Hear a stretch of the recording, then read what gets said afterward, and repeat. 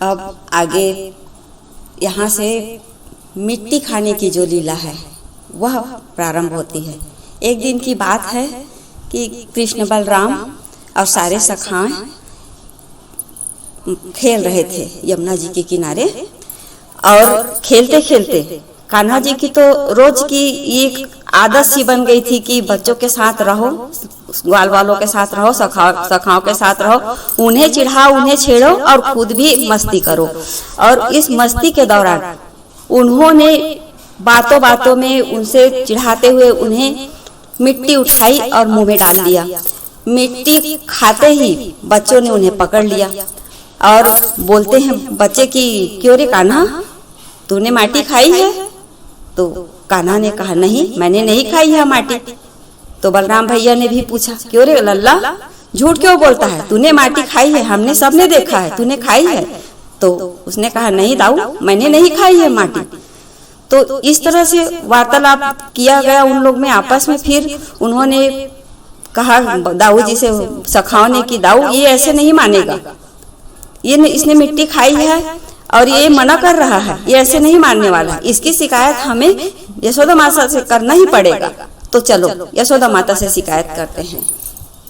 तब जाकर उन्होंने माता यशोदा से लल्ला की मिट्टी खाने की जो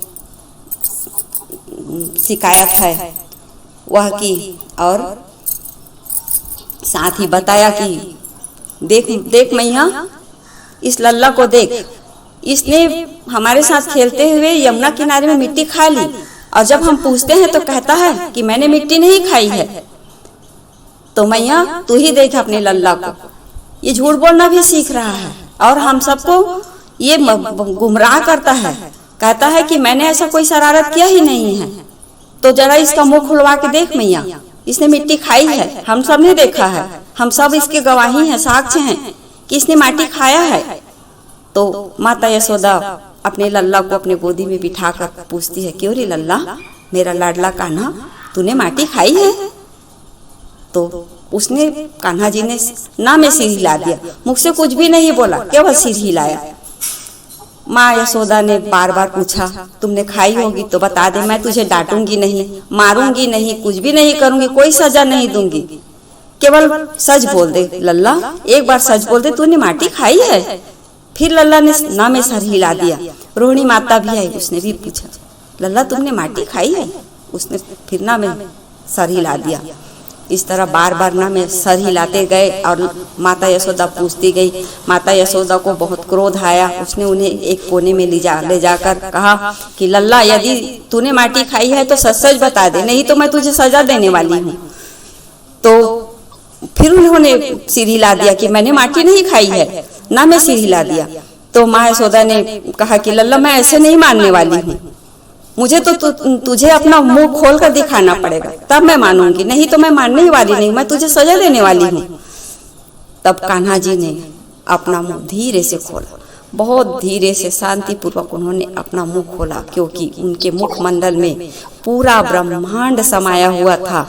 अब वो माता यशोदा को ब्रह्मांड का दर्शन कराने वाले थे, अपनी विराट रूप की गरिमा को पार करने वाले थे, क्योंकि मातृत्व की गरिमा को पार कर चुकी थी माँ यशोदा और वो परम भक्तिनी बन चुकी थी। आज तक उन्होंने कृष्ण को केवल अपना लल्ला माना और लाड़ प्यार से कृष्ण को इतना ज्यादा अपने आप में समाहित कर लिया था कि कृष्ण ही जिंदगी बन गई थी। सोते जागते उठते बैठते हर समय उन्हें कृष्ण ही नजर आते थे और अपने लल्ला के बिना उनकी कोई जीवन नहीं थी। इस परोपकार के बदले, इस मातृत्व स्नेह के बदले, इस माँ की ममता के बदले कान्हा जी उसे कुछ देना चाहते थे। बस यही कारण था कि उन्होंने अपना जो विश्व स्वरूप है, जो विराट स्वरूप है, जिसमें उसने दिखाया कि पूरा विश्व मुझ में समाया हुआ है। मुंह खोलते ही माता यशोदा ने दर्शन किया उनके मुंह में पूरे ब्रह्मांड का तारामंडल, आकाश, ग्रह, नक्षत्र, जितने भी लोक थे, सातों लोक, और पृथ्वी की जितनी भी आभा कांति जो भी थी, मणिमाणिक से लेके हर चीज को उन्होंने दर्शन किया। ऋषियों को दर्शन किया, देवताओं का दर्शन किया। उसके मुखमंडल में उन्होंने पूरी ब्रह्मांड को देखा, साथ ही साथ उन्होंने उस ब्रह्मांड में अपने आप को स्वयं को देखा। उसने मुखमंडल में, मुखमंडल के अंदर उन्होंने पृथ्वी को देखा। पृथ्वी में नंदगांव, बरसाने, गोकुल, मथुरा, वृंदावन, हर गांव को देखा, जहाँ जिसे हम ब्रज कहते हैं, ब्रज 84 कोस को देखा। और उस ब्रज 84 कोस में अपना जो महल है उसे देखा, और उस महल में स्वयं को बैठे हुए देखा, और बैठ के अपने लल्ला को स्तनपान कराते हुए देखा। मंत्र मुग्ध हो गई यशोदा अपने लल्ला को, अपने लल्ला के मुख में देखते हुए, अपने आप को श्री कृष्णा के मुखमंडल में देखते हुए मंत्र मुग्ध हो गई यशोदा, और बहुत ही भावुक होकर वो बहुत ज्यादा भावुक हो गई। और उसे लगने लगा कि यह जो बालक है, मेरे गर्भ से जो जन्म लिया है, उसे तो पता ही नहीं था ना कि ये देवकी का बच्चा है। वो तो उसे अपने गर्भ से जन्मा समझ रही थी। तो वो सोचने लगी कि ये जो मेरे गर्भ से जन्मा बालक है, यह पूरे ब्रह्मांड का नायक है, पुरुषोत्तम है, भगवान है, विश्व स्वरूप है, परमात्मा है। और मैं इसे अपना लल्ला समझकर जाने क्या क्या नहीं करती थी। कभी डांट लगाती थी, कभी मारती थी, पता नहीं क्या क्या सजाएं मैंने दी है। गोपियों का उलाहने के कारण मैंने इस ब्रह्म स्वरूप को, परमात्मा को अपना लल्ला मान लिया और इसे डांटने फटकारने लगी। भगवान मुझे इसके लिए क्षमा करें। इस तरह वह भावुक हो गई और रुदन करने लगी। बार बार वो क्षमा याचना करने लगी। इस सब को देखकर कान्हा जी ने अपना मुंह समेट लिया और उसे फिर से अपना जो बाल स्वरूप है वह दिखाने लगे। हरि कृष्णा, हरि बोल।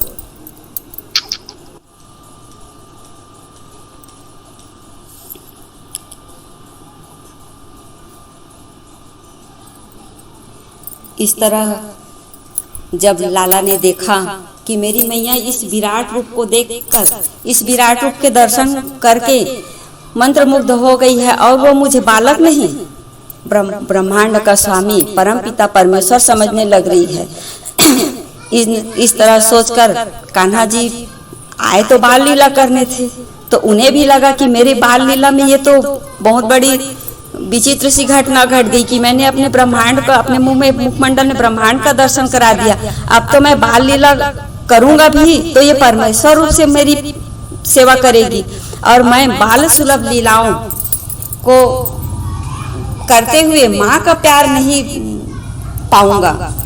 तो उन्होंने उनको अपनी अंतरंगा शक्ति योग माया के द्वारा माता यशोदा की जो स्थिति थी उसको संभाला और उनकी जो चेतना थी जिसमें उन्होंने परब्रह्म परमेश्वर के रूप में बाल कृष्ण को देखा था, उसको वहां से गायब किया, हटाया। समझिए, उनको फिर से बाल कृष्ण के रूप में ही उन्होंने अपनी पहचान माता यशोदा के दिमाग में मन स्थिति को संभालते हुए ये डाली कि मैं कोई परब्रह्म परमेश्वर नहीं हूँ, मैं तेरा पुत्र ही हूँ माँ, तू मुझे अपने पुत्र के रूप में ही मान। इस तरह से माता यशोदा के सारे दार्शनिक भाव की विस्मृति हो गई। जो उन्होंने अभी अपने लल्ला को परब्रह्म परमेश्वर के रूप में देखा था, सारी सृष्टि को उनके मुखमंडल में देखा था, ये सारी चीजें उनके दिमाग से एकाएक गायब हो गया और वे फिर से अपनी लल्ला को बालक रूप में पाकर सोचने लगी कि मुझे क्या हो गया था, मैं अचानक से कहाँ खो गई थी। मैंने अपने लल्ला को फिर से भुलाने का प्रयास किया, मैंने इसे जन्म दिया है, ये मेरा लल्ला है, मैं क्या क्या दुनिया भर का सोचते रहती हूँ। और उन्हें वेदांत से, उपनिषद से जो वेदांत शुद्ध पद्धति की सांख्य दर्शन है वह ग्रहण किया और ज्ञान के द्वारा यह पाया कि यह जो लल्ला है यह मेरा ही बालक है और मैंने ही इसे जना है। इस तरह माता यशोदा फिर से अपने लाल को लाड प्यार करने लगी। अब आगे बताया जा रहा है कि इन सब लीलाओं में यदि हम गौर करते हैं तो हमें यह बात समझ में आता है कि जरूर ही माता यशोदा ने ऐसा कोई पुण्य किया होगा, ऐसी कोई बहुत बड़ी दान पुण्य या तपस्या की होगी, जिसके कारण जो परम पिता है, जो हमारी स्वामी है हमारे, वो उनके यहाँ बाल रूप में पैदा हुए और बाल रूप में आकर अपना बाल सुलभ लीलाओं का दर्शन कराया, उनका स्तनपान किया। मैया और नंद बाबा को बाबा कहकर पुकारा। जरूर ही उनका पुण्य करोड़ों पुण्यात्माओं से भी ज्यादा रहा होगा, तभी तो वो अपनी लीलाओं के द्वारा नंद बाबा को बाबा और माता यशोदा को मैया कहा करते थे। यद्यपि उनको जन्म देने वाली तो देवकी थी और उनके बाबा थे वसुदेव, लेकिन उन्हें ये लीला क्यों नहीं करने को मिला? इस लीला के दर्शन उनके जो जन्म देने वाले जन्मदाता माता पिता थे देवकी और वसुदेव, वो इस लीला से क्यों वंचित रहे? और यह लीला केवल नंद बाबा और यशोदा के पास ही क्यों करने के लिए गए बालकृष्ण? इसके लिए क्या ऐसी कारण हो सकता है कि जो जिसने जन्म दिया वह उनकी बाल लीला का दर्शन नहीं कर पाया, और जिसने केवल उसका परवरिश किया, पाला पोसा, उसने उसकी उस बाल लीला मनमोहक सौम्य रूप और बाल रूप का दर्शन किया, तो इसका क्या कारण हो सकता है? और इस तरह सुखदेव जी से महाराज परीक्षित यह प्रश्न करते हैं कि जिसने बालक रूप में परमेश्वर को जन्म दिया, उसने उस लीला को दर्शन नहीं किया, लेकिन जिसने योग माया को जन्म दिया और जन्म देते ही जिनकी वो कन्या चली गई, उसने इस बाल सुलभ लीला को दर्शन किया और सारी ममता का न्योछावर बाल्यकाल का जो जितनी जरूरत रहती है लाड़ प्यार की, और माँ को जिस तरह से बच्चे के लिए लालायित माँ को बाल सुलभ लीला का दर्शन करना जितना आनंद दे देता है, उस सारी आनंद को नंद बाबा यशोदा ने लुटाया। तो इसका क्या कारण था कि जन्म देने वाले वंचित रह गए और पालने वाले इस लीला के लिए आनंदित होने लगे? तो आगे